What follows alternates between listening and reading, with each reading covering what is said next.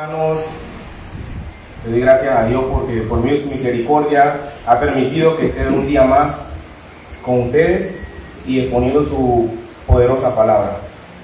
Hermanos, en esta serie expositiva basada en el libro de Marcos, titulada El Rey que vino a servir y a salvar a su pueblo.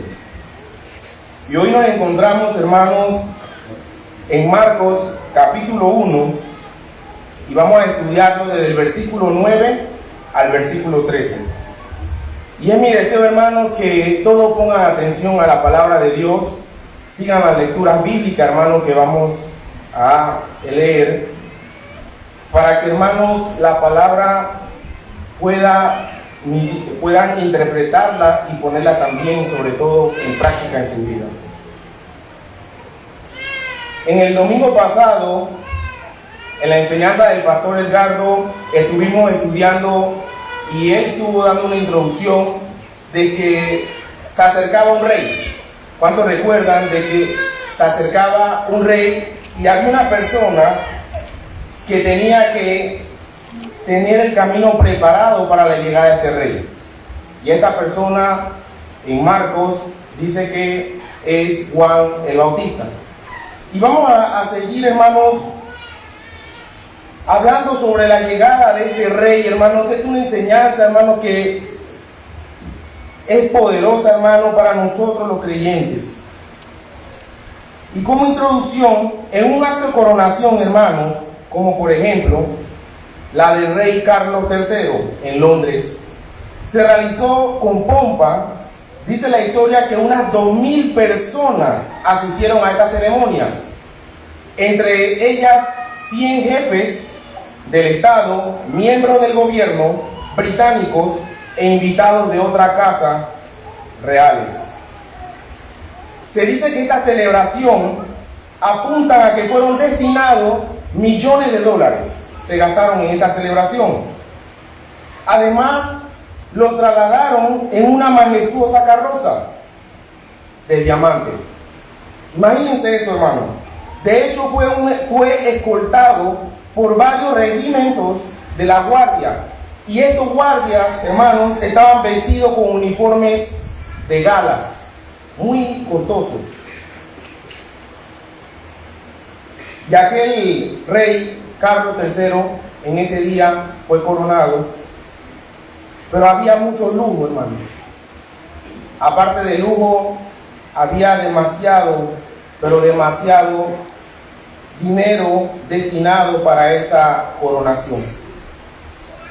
Y por lo contrario, hermanos, tenemos a Juan diciendo, y cito, vamos a buscar Marcos capítulo 1, versículo 7, Marcos capítulo 1, versículo 7, y predicaba diciendo: viene tras mí el que es más poderoso que yo, a quien no soy digno de desatar encorvado la correa de su calzado.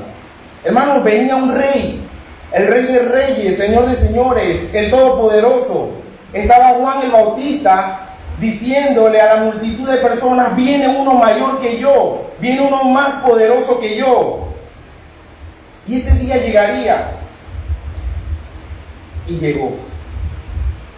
Y en aquel momento, por lo contrario a lo que acabé de mencionar, de aquel rey que fue coronado con muchos lujos, llega el rey al acto de la coronación. Y llega a un lugar llamado el Jordán, cerca del desierto de Judea. Hermanos, y adivinen, con más de 2,000 personas en ese lugar también. Con más de 2,000 personas en aquel lugar. Estos no eran de otras casas reales, no eran personas de alta gama, no eran personas millonarias, pero sí eran un catálogo de pecadores que estaban en este lugar. Y unos pecadores diversos, como mentirosos, adúlteros, políticos corruptos, bebedores, chismosos, ávaros, hijos desobedientes y rebeldes, esposas que abusaban de someterse a sus maridos, esposos que abusaban de la autoridad con sus esposas, hombres soberbios y orgullosos, ladrones, asesinos, prostitutas y cobradores de impuestos y demás. Estaba lleno de estas personas en este lugar cuando llega el rey. Y de repente aparece el rey. Y no aparece en una carroza de lujo, no aparece en una tarima, no aparece, hermanos, rodeado de guardias, vestidos con buen uniforme. Aparece este rey y se coloca, hermanos, al final de estas 2000 o más personas que estaban en ese lugar. Se coloca en la fila. Se coloca en la fila para ser partícipe del evento que vamos a ver más adelante. El rey que vino a servir y a salvar a su pueblo. Por fin llega el rey. Pero cualquiera esperaría una llegada en un lugar visible con mucha pompa. Pero no fue así. Cualquiera, cuando se le habla del Señor Jesús siendo el Rey de Reyes y Señor de Señores, imagina que su llegada de verdad fue algo súper espectacular. Pero no fue así. Y es por eso que Marcos nos introduce de inmediato en el tema del Evangelio. El Rey de Reyes, el Señor de Señores, asumió voluntariamente la posición de un siervo que no vino para ser servido, sino para servir y dar su vida en rescate por el mundo. Ese es el Rey de Reyes al que nosotros adoramos. El Señor Jesús era necesario que se identificara en aquel lugar con los pecadores, bautizándose en el río Jordán. Y yo sé que en medio de esta enseñanza van a haber muchas preguntas que se van a hacer, pero vamos a pedir al Espíritu Santo que nos guíe y nos ayude a contestarla. Y vamos a leer el versículo 9 de nuestro texto de Marcos. Versículo 9 dice: aconteció en aquellos días que Jesús vino de Nazaret de Galilea y fue bautizado por Juan en el Jordán. Hermanos, si recordamos en la enseñanza pasada, vemos a un Juan diciendo en el versículo 7 que es más poderoso que yo, a quien no soy digno de desatar encorvado la correa de su calzado. Vemos a un Juan diciendo que él no era capaz de servir a este hombre. Y llega el día, hermano, más esperado por la humanidad. Luego de haber permanecido por 30 años en total silencio, viviendo, hermanos, en un poblado insignificante de Galilea llamado Nazaret. Dice que era una de las más pequeñas, una aldea despreciada, hermanos, y poco notable. Es de allá donde viene el Rey de Reyes y Señores de Señores.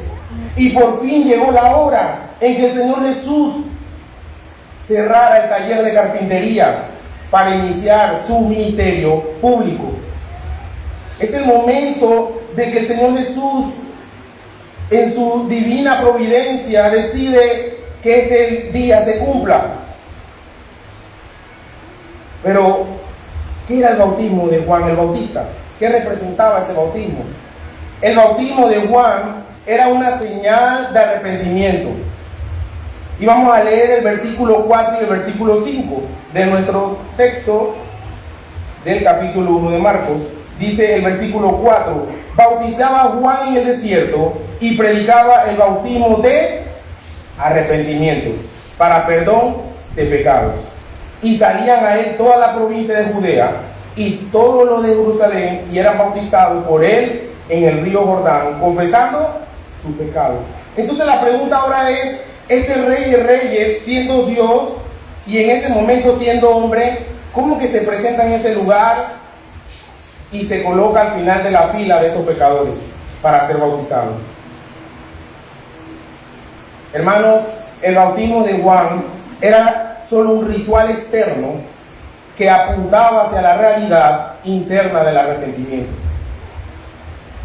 Y quiero decirles, hermanos, que de nada sirve ser bautizado si la persona que está siendo bautizada no tiene un cambio radical, no tiene un cambio de corazón.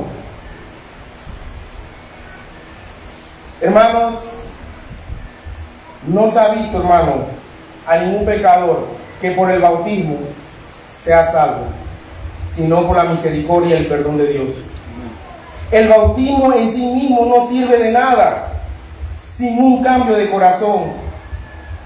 Hermanos, se dice y he escuchado, y también quiero repetirla en el día de hoy, esa frase, que un diablo bautizado sin arrepentimiento es simplemente un diablo mojado. El impío que se bautiza sin arrepentimiento es un impío mojado solamente. Nadie será salvo por haberse bautizado. Nadie será salvo por ser miembro de una iglesia.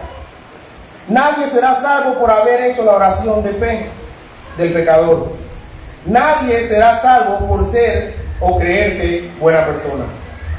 Nada de esto sirve, hermano, sin antes usted haya confesado su pecado al Rey de Reyes y Señor de Señores, y Él tenga misericordia de ti y te cambie ese corazón de piedra a un corazón de carne. Entonces tú debes preguntarte si alguna vez tú has venido delante de Dios confesando que eres un pecador que merece la condenación del infierno, y voluntariamente divorciándote de tu vida del pecado y confiando únicamente en Cristo para la salvación de tu alma. ¿Te has preguntado eso, hermano? ¿Me he dado cuenta que estoy viviendo en pecado y que necesito un Salvador? ¿O estoy viviendo por vivir en este mundo, simplemente creyéndome que yo soy el mejor, que yo seré salvo, que yo iré al cielo porque soy buena persona? Por eso, en la predicación de Juan el Bautista, una de sus frases que se utilizaba, y también en la iglesia primitiva, era: arrepentíos y creed en el Evangelio. Es necesario, hermano, que usted se arrepienta de sus pecados. Es necesario, hermano, que te des cuenta dónde estás fallando. Es necesario que te des cuenta en qué estás pecando, cuál es el pecado que estás practicando. Es necesario que te des cuenta que necesitas a un Salvador en tu vida. Y de este Salvador estamos hoy enseñando. Pero impresionante que Marcos dedica solo 3 versículos a este hecho. Y nada dice de la objeción que Juan levantó cuando Jesús se presenta para ser bautizado. Si leemos solamente a Marcos, pensamos que Jesús llega y Marcos simplemente lo bautiza. Pero vamos a ver un poco más de contexto y vamos a buscar en Mateos capítulo 3. Mateo capítulo 3, versículo 13 al 17. Dice el bautismo de Jesús. Entonces Jesús vino de Galilea a Juan al Jordán para ser bautizado por él. Mas Juan se le oponía diciendo: yo necesito ser bautizado por ti, y tú vienes a mí.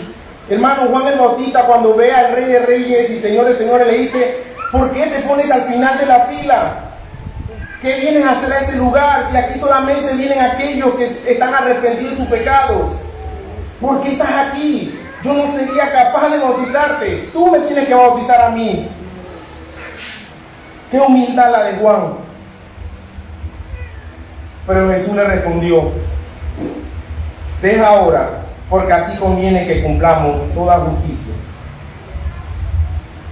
Y definitivamente Juan, siendo obediente, lo hizo así. Juan el Bautista está totalmente confundido lo que el Señor le está pidiendo, hermano. Cuando estudiamos la palabra de Dios debemos imaginarnos aquel día. Ellos eran personas igual que tú y que yo, y en ese momento se sentía muy confundido. Estaba confundido lo que el Señor le estaba pidiendo. No parece encajar con la información que él tenía acerca de la pureza y de la santidad del Mesías prometido. Pero Jesús le responde a Juan: permítemelo ahora. Es necesario que me identifique plenamente con aquellos a que vine a salvar. Hermano, el Señor Jesús su primera aparición pública no fue en un lugar de lujos, no fue con gente importante, fue con aquellas personas que necesitamos a un Salvador. Amén. Tú y yo necesitábamos a un Salvador. Estábamos perdidos, muertos en delito y pecado, hermanos. Ahora, podría surgir la siguiente inquietud, que yo sé que muchos se podrían estar preguntando. Si Jesús no tenía pecado, ¿cómo es posible de aquel que fue sin pecado se sometiese al bautismo? Hermano, Jesús era necesario que tomara nuestra vergüenza en el río Jordán. Jesús cargó el pecado de todos nosotros. Vamos a buscar Isaías capítulo 53, versículo 6. Isaías capítulo 53, versículo 6.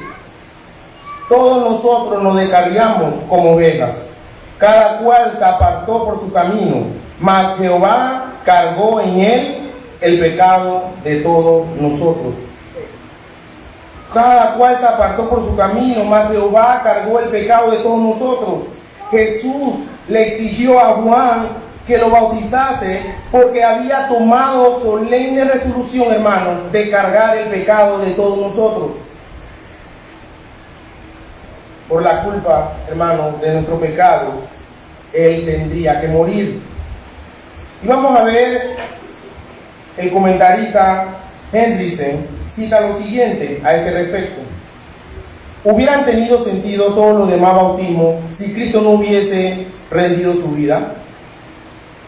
Fue el sacrificio del Salvador el que estableció la base para el perdón de los pecados. Un perdón expresado y sellado por el bautismo en favor de todos los que confiesen sinceramente su indignidad y deciden proseguir su futuro viaje en novedad de vida. Hermanos, en otras palabras, Jesús se bautizó por ti, mi hermano, y por mí. Él no tenía ningún pecado que confesar en el río Jordán, pero sí era necesario hacerlo por ti y por mí. Él en ese momento era Dios hombre, plenamente hombre. Y sigue diciendo en Marcos capítulo 1, versículo 4, versículo 10, perdón. Y luego, cuando subía del agua, vio abrirse los cielos y al Espíritu como paloma que descendía sobre él. Una palabra favorita de Marco, hermano, y que lo vamos a ver en toda la serie positiva que vamos a tener, es que él usa mucho la palabra y luego, que se traduce como inmediatamente. Él va citando, hermano, rápidamente todos los hechos del Salvador. El objetivo, hermano, y el deseo de Marco a sus lectores era predicar el Evangelio, y es que todavía se siga predicando el Evangelio. Es necesario que el Evangelio se predique, hermano. Los cielos se abrieron ampliamente para esto. En otras palabras, también se puede traducir como fue rasgado el cielo. Así como pasó en el templo, cuando el Señor Jesús muere en la cruz. Asimismo, dice que esa definición es como el cielo fue abierto, fue rasgado el cielo, hermano, en dos. Y el Espíritu Santo descendía como paloma. Y vamos a ver cómo vamos a Lucas capítulo 3, versículo 22,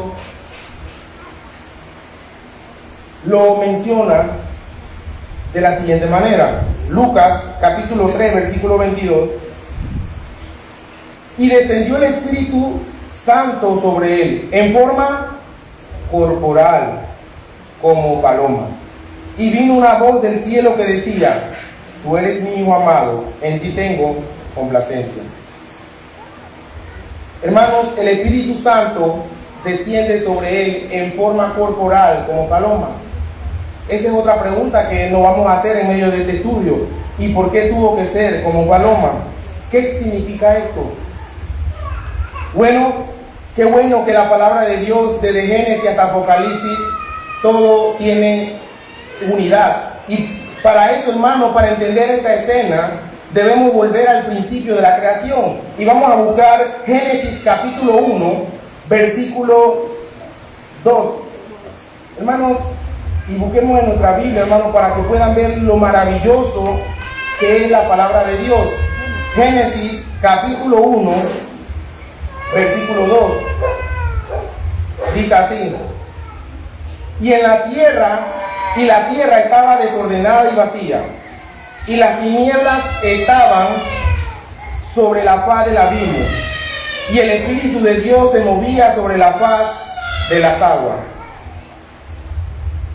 Génesis 1:2 es el único lugar, hermano, de la Escritura donde se compara el Espíritu Santo como una paloma.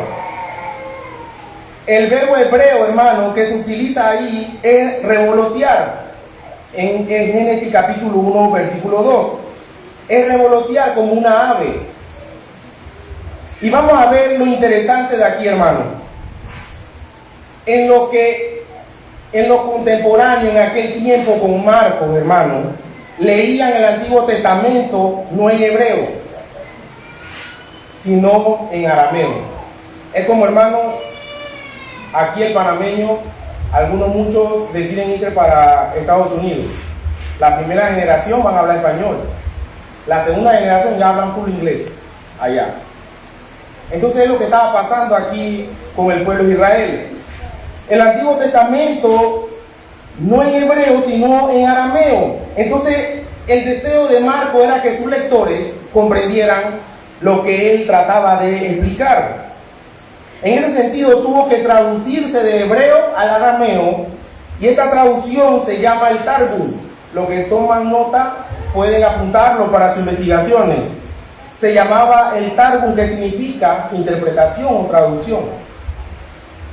Y en esa versión de las Escrituras, los rabinos quisieron capturar la imagen de Génesis 1:2, y vamos a leérselo como se menciona en esa traducción.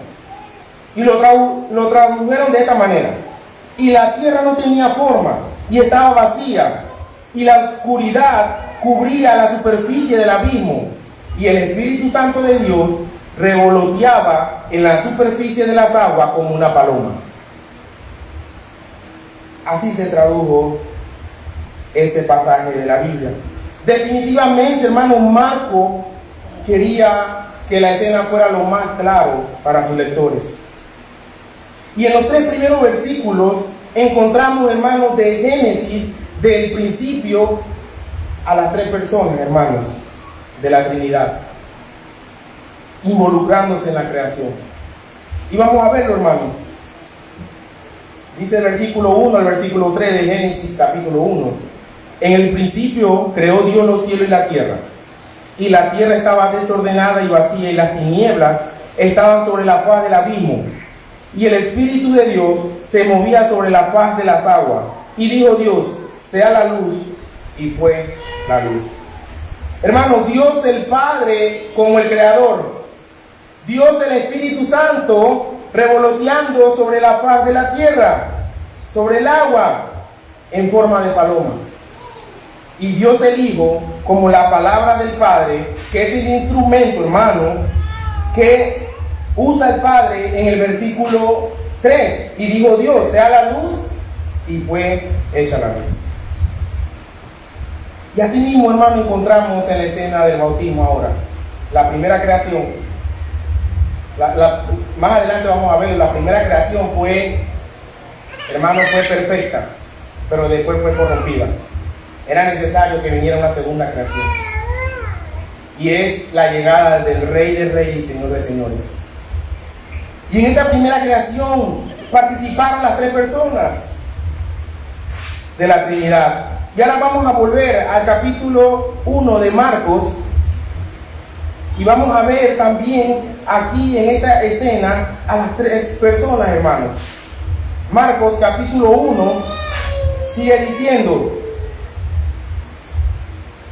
y luego, cuando subía del agua, vio abrirse los cielos, y el Espíritu como paloma que descendía sobre él. Y me voy a adelantar un poco al 11, y dice: y vino una voz de los cielos que decía: tú eres mi Hijo amado, en ti tengo complacencia. Dios el Hijo fue bautizado en su encarnación. el Espíritu Santo vino sobre él en forma de paloma, y el Dios el Padre hizo escuchar su voz desde los cielos. Aquí vemos a la Trinidad, aquí vemos a las tres personas actuando también como lo hicieron en el principio. Hermanos, las tres personas estuvieron involucradas en la obra de creación, así como también estuvieron involucradas en la obra de redención. No olvidemos esto nunca, hermanos. Cristo vino a hacer una nueva creación al tratar directamente con el pecado. Hermano, el pecado trastornó por completo la primera creación. Lo trastornó. Y vamos a verlo como lo menciona el apóstol Pablo en 2 de Corintios, capítulo 5, versículo 17. Y dice así: de modo que si alguno está en Cristo, nueva criatura es. Las cosas viejas pasaron, he aquí todas son hechas nuevas. Esa es la nueva creación. Cuando tú eres sellado por el Espíritu Santo y eres transformado, eres nuevo, hecho totalmente nuevo. Y las cosas viejas pasaron y he aquí todas son hechas nuevas por el nuevo Creador que llegó en ese día en el Jordán, que es nuestro Señor Jesús.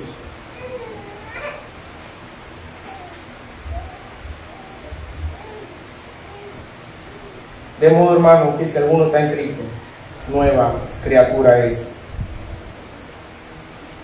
El Señor Jesús tuvo que ser ungido por el Espíritu Santo en su humanidad.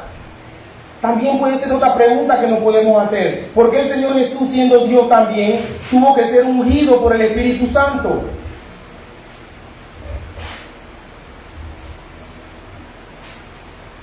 Hermano, el Señor Jesús tuvo que ser ungido en su humanidad perfecta, para llevar a cabo la obra que Dios le había encomendado. Vamos a ver qué dice Isaías capítulo 42. Isaías capítulo 42, versículo 1. Visión de Isaías, hijo de Amós, la cual vio acerca de Judá y Jerusalén en día de Usías, Jotam, Acaz y Ezequías, reyes de Judá. Perdón, hermanos, 42. Capítulo 42, versículo 1. He aquí mi siervo, yo le sostendré, mi escogido, en quien mi alma tiene contentamiento. Hermanos, se repite la misma escena que ya Isaías estaba profetizando. En que mi alma tiene contentamiento, he puesto sobre él mi espíritu, él traerá justicia a las naciones. Hermano, ese día llegó. He puesto sobre él mi espíritu y él traerá justicia a las naciones.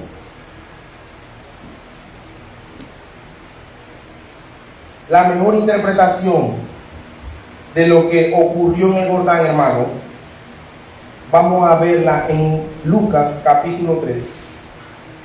Lucas capítulo 3, versículo 21 al 22.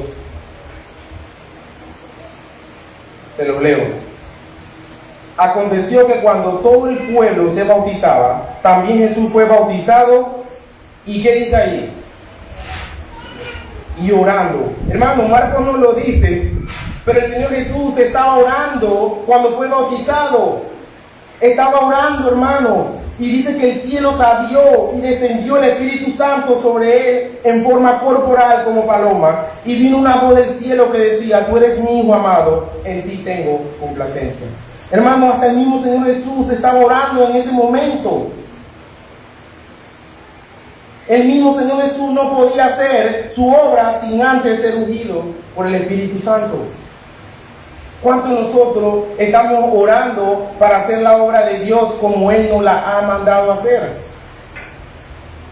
Nosotros que somos, hermanos, aquellos pecadores que estaban en el Jordán, que hemos venido en arrepentimiento al Padre y hemos sido justificados por medio de su Hijo, y ahora hemos sido transformados por medio del Espíritu Santo y sellados, no oramos.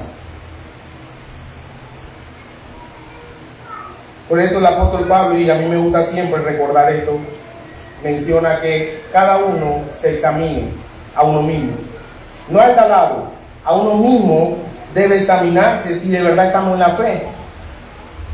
Y vamos a ver por qué era necesario que el Señor Jesús fuera bautizado. Y vamos a verlo con la Biblia. Ahí mismo en Lucas capítulo 4, versículo 1 dice: Jesús, lleno del Espíritu Santo, volvió del Jordán y fue llevado por el Espíritu al desierto. Cuando tú eres sellado por medio del Espíritu Santo, el Espíritu Santo te va a empujar, te va a llevar a hacer lo que Él quiere, no hacer lo que tú quieres. Ya tu yo queda atrás, ya tu viejo hombre queda atrás. Ahora tú tienes que hacer todo para la gloria de Dios.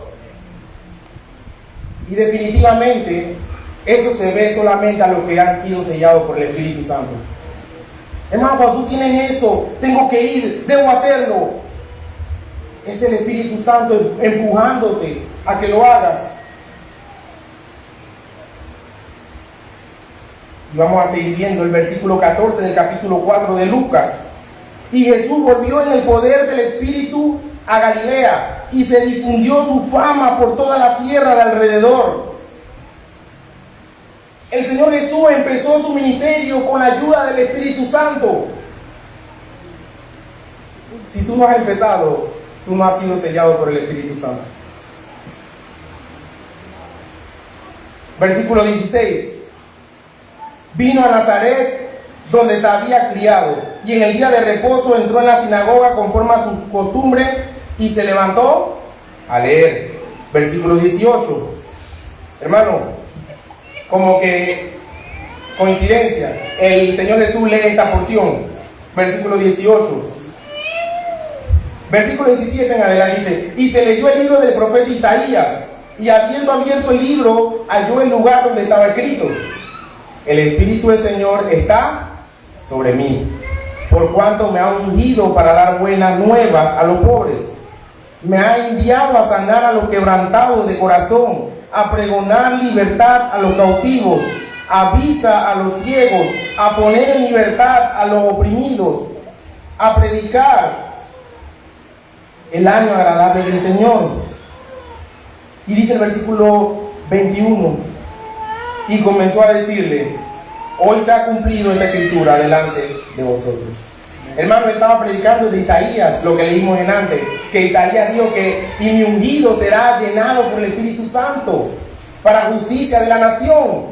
Y él en ese momento, exponiendo la palabra a una multitud de personas, le dice: el Espíritu del Señor está sobre mí, y por cuanto me ha ungido para dar buenas nuevas a los pobres. No era algo que estaba inventando, era algo que ya estaba escrito. Y sigue diciendo: hoy se ha cumplido esta escritura delante de vosotros. Hermano, no sigamos esperando que se cumpla. Ya fue cumplido. Amén. Hermano, cuando usted no se comporta, cuando usted desecha estas hermosuras de la palabra, es porque usted aún sigue esperando ese momento que se cumpla. Es porque usted no ha creído en el Señor Jesús. Ya se cumplió, hermano, ya pasó, ya el Rey de Reyes llegó, se estableció el reino en la tierra. Ya tenemos su palabra para predicarla, para ayudarnos, hermanos, a seguir adelante en esta vida. Pero lamentablemente hay muchos que ignoran esto y aún siguen esperando que llegue ese día.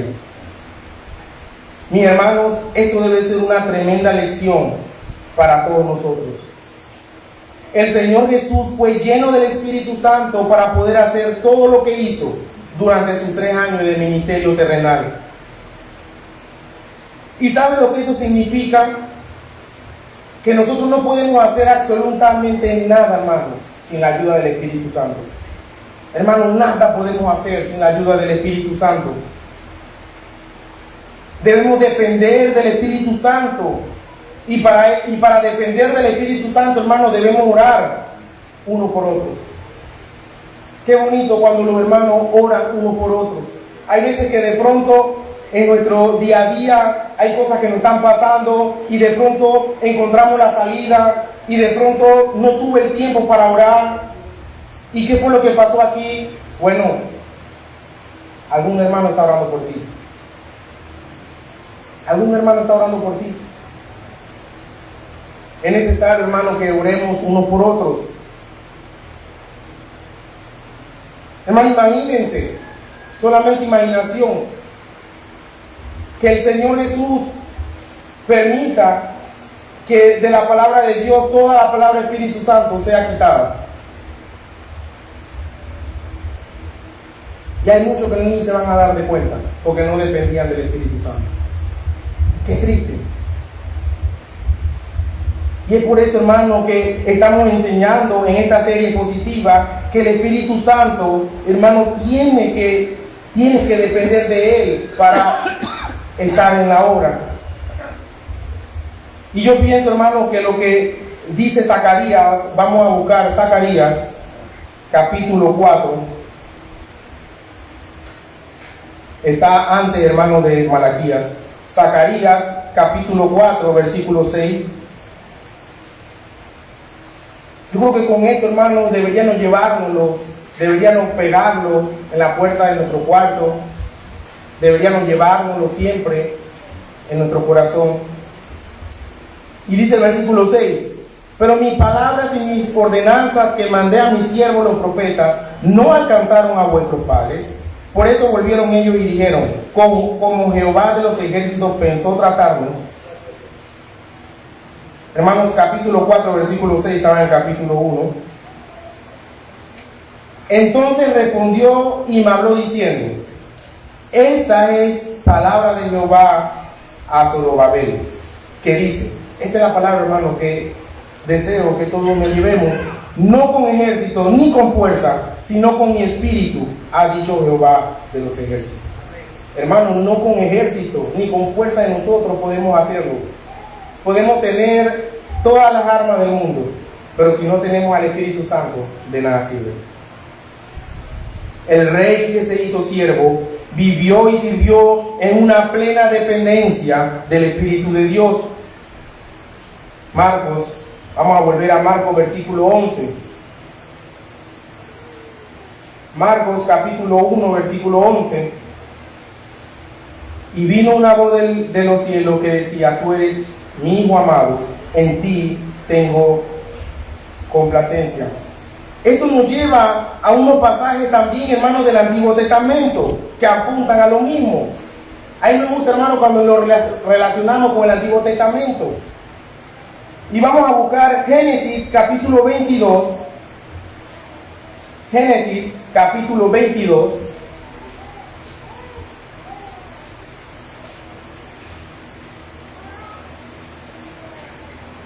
Génesis capítulo 22, del versículo 1 dice: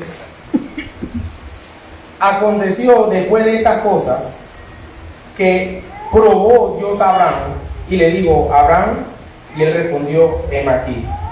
Y sigue diciendo, y dijo: toma ahora tu hijo, tu único. Hermanos, el acontecimiento que estaba pasando en el bautismo, que dice el Señor, el Dios Padre: mi único hijo amado, en ti tengo complacencia. Y acá le está diciendo: toma ahora tu hijo, tu único Isaac, ¿a quién amas? Y vete a tierra de Moriah y ofrécelo allí en holocausto sobre uno de los montes que yo te diré. Cuando Dios le pide a Abraham que sacrifique a su hijo Isaac, hermano. Y también vamos a ver, no se olviden de ese pasaje porque vamos a volver acá, pero vamos a ver en Salmos capítulo 2, versículos 7 al 8. Yo publicaré el decreto. Jehová me ha dicho: mi hijo eres tú, yo te engendré hoy. Pídeme y te daré por herencia las naciones, y como posesión tuya los confines de la tierra. Dios se dirige al Mesías llamándole mi hijo y promete darle por herencia a las naciones. Ahora, no se olviden todavía de Génesis y vámonos a Isaías capítulo 42. Isaías capítulo 42, versículo 1, el que leímos en antes. He aquí mi siervo, yo le sostendré mi escogido, en quien mi alma tiene contentamiento. He puesto sobre él mi espíritu, él traerá justicia en la nación. Vemos que en Génesis Dios le dice a Abraham necesito que lleves a tu hijo Isaac a un holocausto y lo sacrifiques ahí. Luego en Salmos, él se dirige al Mesías diciéndole, tú eres mi hijo amado y a ti te daré la herencia de las naciones. Y luego en Isaías, capítulo 42, versículo 1, dice, en que mi alma tiene contentamiento y he puesto sobre él mi espíritu para justicia de las naciones. Ese hijo amado, como dice Génesis a Isaac, hermanos, en el versículo 2 del capítulo 22, ese hijo amado, hermano, que tendría por herencia a las naciones, sin embargo sería el siervo sufriente en quien el Padre, su alma tiene contentamiento, como dice Isaías. Entonces vamos a ver, hermano, primero, ese hijo amado, como lo dice Génesis capítulo 22, ese es el que va a tener la herencia de las naciones, como lo dice Salmos, y es aquel de que Dios tendrá contentamiento de él, como dice Isaías. Pero aquel al que se estaba dirigiendo, la sombra de aquel que se estaba apuntando en esos pasajes que acabamos de leer, es aquel que dio su vida por rescate de su pueblo, el Señor Jesucristo. Y el trasfondo, hermano, lo podemos ver con lo que ocurrió en Génesis capítulo 22. Imagínense, hermano, Abraham subiendo al monte con Isaac. Dice que iban caminando. Yo sé que todos conocen ya la historia. Pero imagínense un padre caminando con su hijo, pero obedeciendo a Dios. Quizás con el corazón en la mano. Porque los hijos por lo regular preguntan mucho. Y yo me imagino que su hijo iba preguntándole, papá, ¿pero qué vamos a hacer? Su hijo le pregunta en toda su inocencia, padre mío, veo la leña, veo todo armado, ¿y dónde está el cordero para el holocausto? Imagínense, hermano, que tu hijo te diga eso, pero tú siendo un obediente a Dios, tú vas a hacer lo que Dios te ha dicho. Hermano, Génesis capítulo 22, versículo 7, entonces habló Isaac a Abraham, su padre, y dijo, padre mío, y él respondió, heme aquí mi hijo. Y él le dijo, he aquí el fuego y la leña, mas ¿dónde está el cordero para el holocausto? Y respondió Abraham, Dios se proveerá de cordero para el holocausto, hijo mío. E iban juntos. Hermanos, la fe que tenía Abraham, hermano, era una fe impresionante.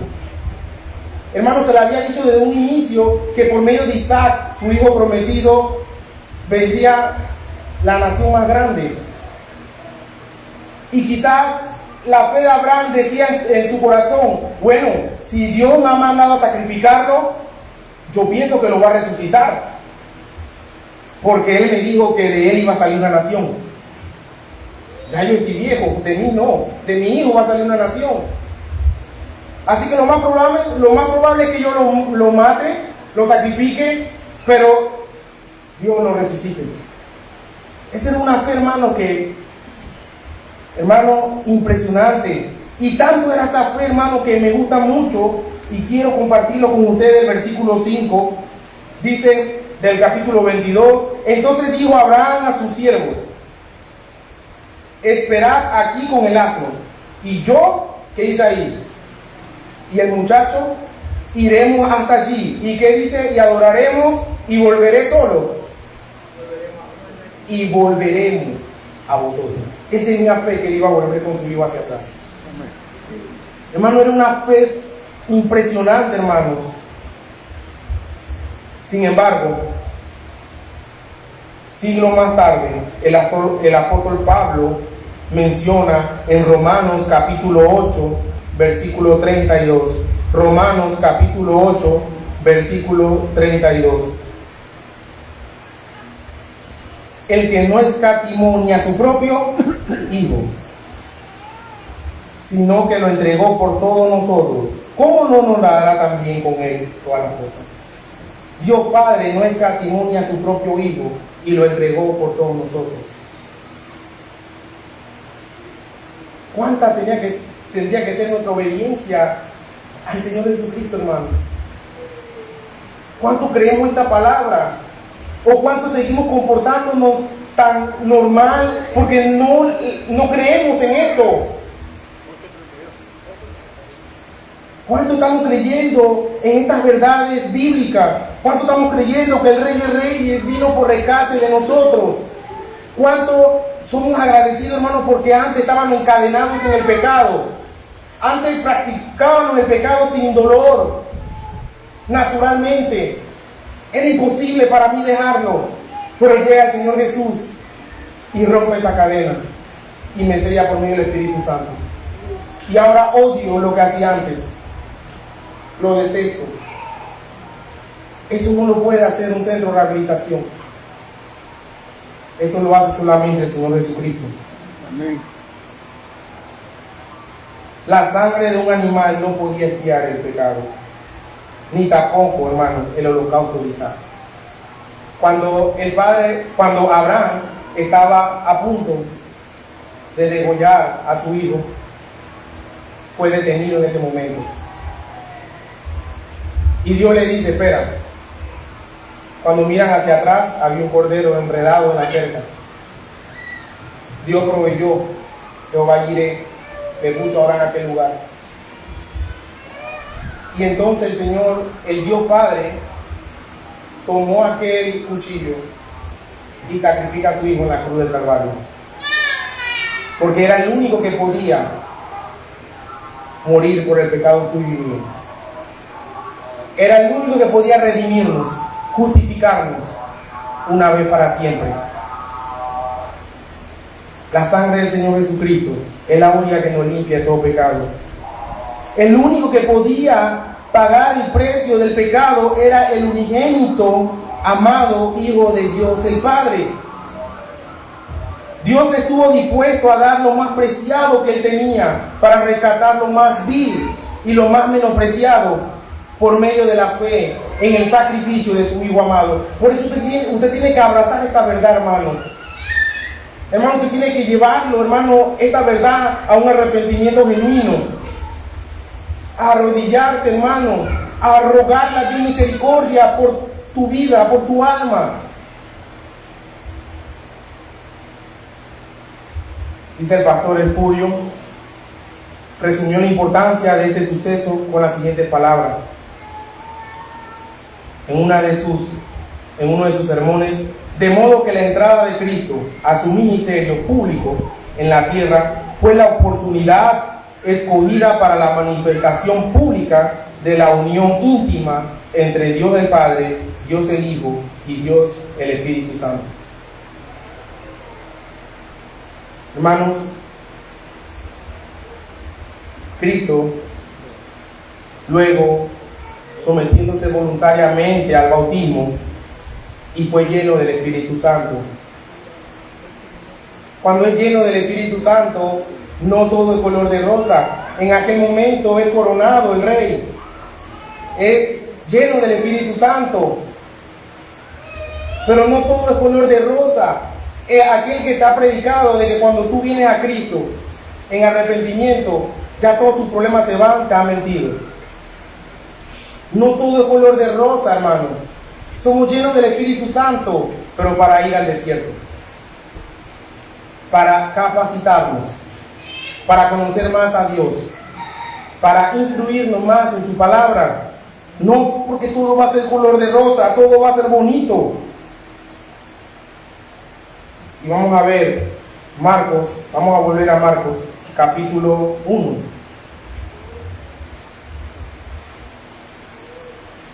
Marcos capítulo 1, versículo 12 dice: y luego el Espíritu le impulsó al desierto. Lo empujó al desierto, hermanos. Es lo que puede traducirse de otra manera. Lo empujó al desierto. Y vemos nuevamente la palabra favorita de Marco: y luego, inmediatamente. Muchos dicen que quizás tenía el cabello mojado todavía. Inmediatamente lo empujó al desierto. ¿A dónde te está empujando el Espíritu Santo hoy en día? ¿Qué es lo que estás haciendo tú? ¿Te está empujando a los placeres de esta vida? Ese no es el Espíritu Santo. ¿Te está empujando a tu yo? ¿Te está empujando a solamente yo? te está empujando a los deseos carnales, ese no es el Espíritu Santo. El Espíritu Santo te va a empujar a la buena obra que Dios ha mandado voluntariamente a sus hijos. Inmediatamente Juan el Bautista acaba, hermanos, de anunciar el rey ha llegado y se dirige a identificarse con su pueblo en su pecado en el bautismo y ahora tener 40 días de ayuno y enfrentarse con su enemigo, con Satanás. Llegó el momento, hermano, cuando él fue empujado a este escenario. Ese enfrentamiento con Satanás no fue casualidad, hermano. El Espíritu Santo lo llevó a aquel lugar porque era necesario. Era necesario, hermano, que Satanás fuera vencido en el mismo terreno en que Adán fue derrotado. Y casi todo, hermano, se lo he comparado con el Antiguo Testamento. Era necesario que Satanás fuera vencido, hermano, en el mismo terreno donde Adán fue derrotado. Así que Cristo, el segundo Adán, debe ser tentado. Y vamos a ver 1 Corintios, capítulo 15, versículo 45. Dice el apóstol Pablo: así también está escrito, fue hecho el primer hombre Adán, alma viviente, el postrer Adán, espíritu vivificante. El segundo Adán, hermanos, el segundo Adán llega para derrotar a Satanás.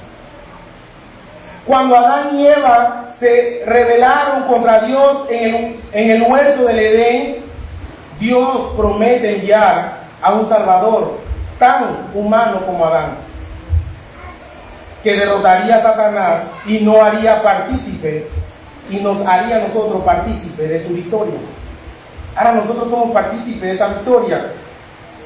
Y con esto en mente, hermanos, podemos entender el trasfondo de la tentación de Jesús. De que el Inmaculado Jesús pudiera ser tentado en su ministerio, imposible, hermanos, a veces esto es imposible de explicar de forma, hermanos, perfectamente clara. ¿Cómo? ¿Cuántos han preguntado ahorita? ¿Cómo que el Señor Jesús fue tentado? Si Santiago 1:13 dice que Dios no puede ser tentado. Lo que sí podemos decir es que Cristo fue tentado en su naturaleza humana, hermano, ya que Dios no puede ser tentado, como se lo dije, y lo cita Santiago 1:13. Jesús no solo era Dios, sino hombre, plenamente hombre.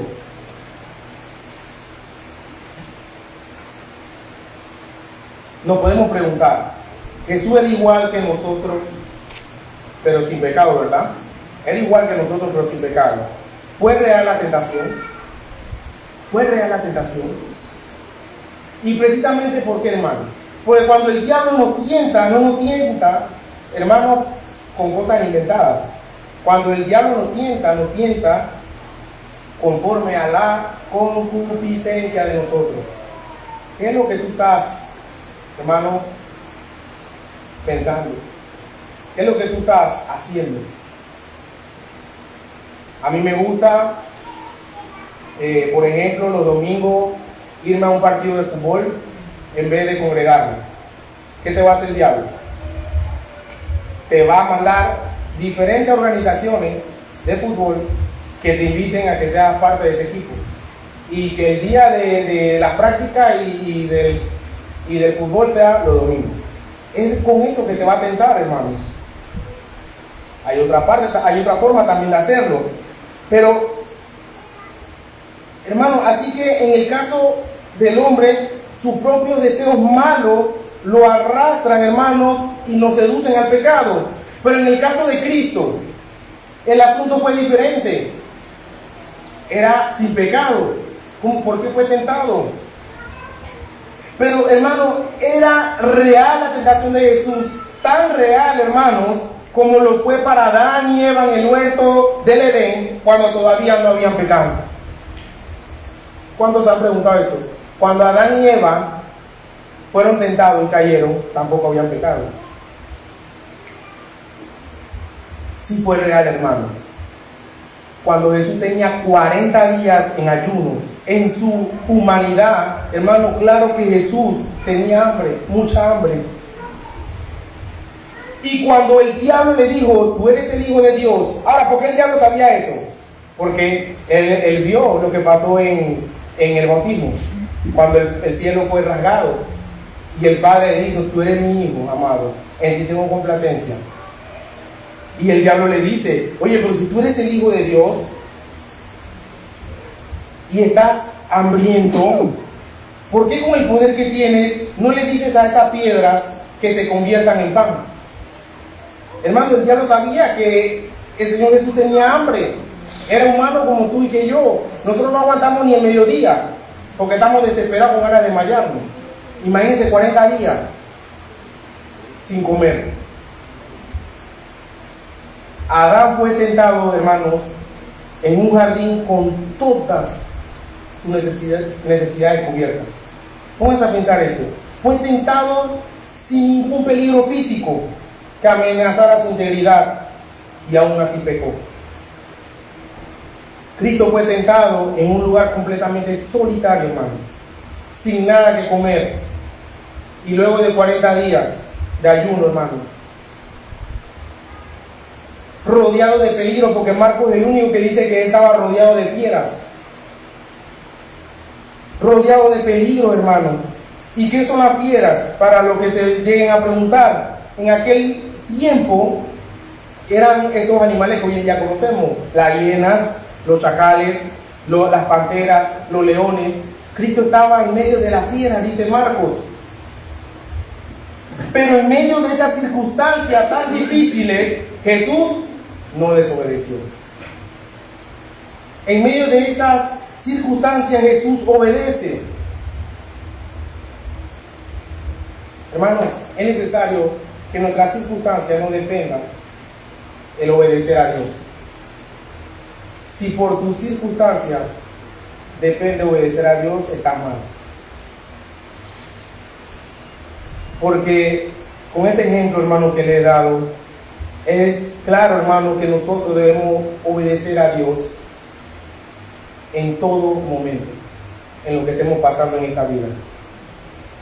Como aplicación y conclusión, hermanos, por el pecado de Adán, este mundo vino a ser un lugar bajo la maldición de Dios. Por la victoria de Cristo, hermano, algún día todos los efectos del pecado serán eliminados y este mundo volverá a ser el huerto del Edén y hasta mucho mejor. Por la victoria de Cristo en la cruz. ¿Qué aprendemos de este pasaje? Al ver al Rey de Reyes asumir la posición de siervo, que no vino para ser servido, sino para servir y para dar su vida al rescate de muchos. ¿Qué aprendemos? Cuán grande e incomprensible es el amor del Dios Trino para con nosotros, sus hijos. Hermanos, ¿cuánto estamos abrazando esta verdad? Cuán grande es su amor con nosotros. Dios el Padre da lo que Él más ama, porque de tal manera amó Dios al mundo, que envió a su único Hijo unigénito, para que todo aquel que en Él cree no se pierda, mas tenga vida eterna. Él envió a su único Hijo unigénito. Dios el Padre da lo que Él más ama para salvar a un montón de hombres y mujeres que la aborrecen. Dios el Hijo decide voluntariamente apropiarse de nuestra vergüenza, hermano, en aquel lugar, y de nuestra culpa, bautizándose por nosotros y muriendo en nuestro lugar en la cruz del Calvario. Hermanos, y Dios el Espíritu vino sobre el Hijo para capacitarlo, hermano, y fortalecerlo en todo momento, hermano, de tal manera que Él pueda llevar a cabo la obra que tenía que hacer en la tierra. ¿Y sabes por qué todo eso lo hizo, hermano? Por amor a ti, si eres creyente. Por amor a ti, si eres creyente. Hermano, como le decía anteriormente, nunca podemos interpretar el amor de Dios por las circunstancias. A mí me está yendo bien, Dios me ama. No. A ti te puede estar yendo mal, pero Dios te ama también, si eres creyente. Amén. Debemos interpretar el amor de Dios bajo el lente de la cruz, hermano. Lo que Él hizo en esa cruz. Si tú eres creyente, Dios te ama con un amor incomprensible. Dios te ama con un amor extraordinario. Y lo probó con su Hijo en la cruz. Hermanos, el Señor Jesús no entiende, cuando estamos en medio de la prueba y las tentaciones. ¿Y sabe por qué Él no entiende? Porque Hebreos, se lo leo, Hebreos capítulo 4, versículo 15, dice: porque no tenemos un sumo sacerdote que no pueda compadecerse de nuestras debilidades, sino uno que fue tentado en todo según nuestra semejanza, pero sin pecado. Él no entiende, hermano. Él pasó por ahí. Cuando estamos en la lucha, nosotros pensamos que a nadie le pasa lo que a mí me pasa. Muchas veces decimos, esto me pasa a mí solamente. En muchas ocasiones también nos sentimos solos. Pero hermano creyente, quiero que sepa que tú no estás solo. Jesús te entiende. Y no solamente eso, Él nos envió el Espíritu Santo para que nos acompañe hasta el fin del mundo. Para fortalecernos, para proveerte todos los recursos de su gracia, de tal manera, hermano, que puedas mantener la firmeza en su obra. Para que de tal manera puedas agradar a Dios en todo momento, a pesar de tus problemas. Nuestra obediencia, hermano, no depende de las circunstancias. Si ahorita estás pasando algún problema, Dios te ama, si eres creyente. Nuestra obediencia no depende de esas circunstancias. Pero en muchas ocasiones muchos dicen, pero es que usted no sabe la familia que me ha tocado. Usted no sabe el esposo que me ha tocado. Usted no sabe la esposa que me ha tocado. Usted no sabe los hijos que me ha tocado. Usted no sabe las circunstancias que me ha tocado vivir. Y es por eso que no he podido ser un creyente obediente a Dios. Hermano, no. Eso no es admitible, hermano. La obediencia a Dios no depende de eso. Adán pecó en el paraíso, hermano. Todo lo tenía. Y Cristo obedeció en el desierto. No sigas excusando tus pecados, ni culpando a tus circunstancias. Tú tienes un recurso bajo la obra del Espíritu Santo. Y finalmente, hermanos, aprendemos en este pasaje que solo en Jesús hay salvación. Solo Él reúne las condiciones que se requiere para que Dios te perdone, sin pasar por alto su justicia. Hermano, solo es el único que te puede, no hay más nadie en la tierra que pueda salvarte, solamente el Señor Jesucristo. Solo Dios mismo podría pagar la deuda infinita que todos tenemos con Él por causa del pecado. Era necesario que alguien redimiera al ser humano, pero tenía que ser alguien allegado al ser humano. Precisamente tenía que ser hombre igual que nosotros. Y dice que se despojó de sí mismo, haciéndose siervo por amor a su pueblo. Porque, hermano, no sería nada sin ese sacrificio.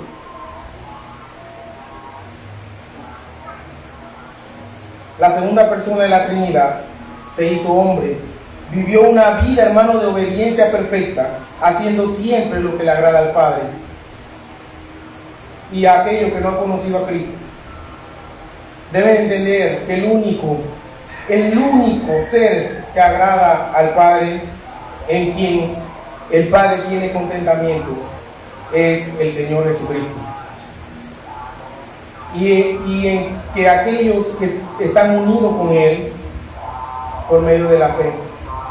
En otras palabras, es decir, que Dios tiene contentamiento con su Hijo, y así mismo contigo y conmigo. Aquellos que somos creyentes, Dios el Padre tiene contentamiento, porque somos unidos al Señor Jesucristo por medio de la fe. Pero si tú no has conocido a Cristo, si tú te has examinado y sabes que no lo has conocido, por favor, pon atención a esto.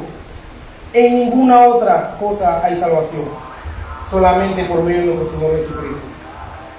Y hoy te digo que vengas a Él en arrepentimiento, misericordia, pídele misericordia, pídele misericordia, pídele misericordia, para que Dios la tenga con tu vida y pueda ser justificado por medio de Jesucristo. Pero es necesario que tengas que venir en arrepentimiento y fe. Y con esto termino. Versículo 15 de Marcos capítulo 1. Hermanos, el tiempo se ha cumplido y el reino de Dios se ha acercado. Arrepentíos y creed en el Evangelio. Pongámonos de pie para terminar con una palabra de oración. Padre celestial que estás en los cielos, mi Dios, oh Padre de la gloria, seguimos en su presencia, mi Dios, en esta mañana, dándote la gloria y la honra como solo usted se la merece. Mi Dios, siendo partícipe de la nueva creación, de manera que ahora somos hijos tuyos, Padre. Somos parte del pueblo de Dios. Somos partícipe, oh mi Dios, de tu gloria. Mi Dios, por medio de la fe en nuestro Señor Jesucristo, usted tiene contentamiento con nosotros. Porque la justicia del Señor Jesús nos baña y su Espíritu Santo. Oh mi Dios, te ruego, Padre, por aquellos que no te conocen. Quizás están un poco confundidos. Mi Dios, pero sabemos que tu palabra no regresa vacía. Te ruego, mi Dios, que tengas misericordia por esos corazones que no te conocen. Mi Dios, tu palabra es viva y eficaz y es más cortante que una espada de doble filo. Discierne hasta lo más profundo de los corazones y la mente, mi Dios. Y aquellos que están ahorita diciendo: Dios, ten misericordia de mí, ten misericordia de mi alma, me arrepiento de mis pecados, sé que soy un pecador, lo acepto que soy un pecador, y acepto también que no soy nada sin un Salvador en este mundo. Te ruego, Padre, por esos corazones, mi Dios, que se están arrepintiendo y están creyendo en el Evangelio. Ten misericordia de ellos para que, mi Dios, puedan ser justificados por medio de la fe en Cristo Jesús. Padre, gracias por cada familia representada, en el nombre poderoso de Jesús. Amén y amén.